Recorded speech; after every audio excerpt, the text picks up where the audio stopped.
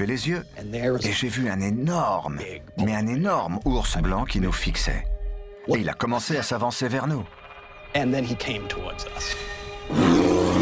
L'ours polaire, le plus gros ursidé de la planète et le plus redoutable prédateur de toute l'Arctique. Il peut peser plus de 400 kg, mesurer jusqu'à 3 mètres de haut lorsqu'il se dresse sur ses pattes arrière et courir à une vitesse de 40 km/h.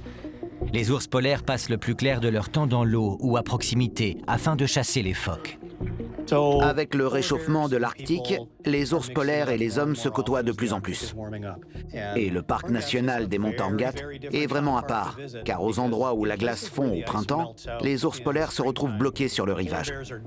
Et ils n'ont aucune envie d'être là. Ils préféraient être sur la banquise à chasser les phoques. Seulement, ils n'ont pas le choix. Ils sont obligés de rester là pendant plusieurs mois avant que la glace ne se reforme. Et s'ils n'ont pas fait de réserve de graisse suffisante, ils se tourneront vers toutes les autres sources de nourriture qui se présenteront à eux pendant cette période. On nous avait dit, si vous voyez un ours et qu'il semble s'intéresser à vous, regroupez-vous afin d'avoir l'air le plus imposant possible. Et là, tout le monde se met à sauter, à se faire grand, à taper ses bâtons de marche l'un contre l'autre et à faire un maximum de bruit. Il y a une chose très importante à savoir sur les ours polaires. Ils sont curieux, extrêmement curieux, et ils n'hésiteront pas à s'approcher de vous. Et plus ils s'approcheront, plus les chances pour que ça tourne mal augmenteront. Et plus le temps que vous aurez pour réagir diminuera. Un ours qui se montre curieux n'a pas forcément l'intention de vous attaquer.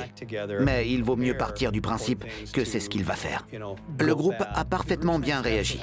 Le but de la manœuvre était de faire comprendre à l'ours à qui il avait affaire. Ils se sont regroupés pour paraître plus imposants visuellement.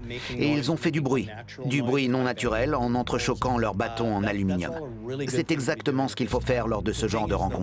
Le problème, c'est que si ça ne marche pas, on se retrouve rapidement à court d'options. Et là, la situation peut très vite dégénérer.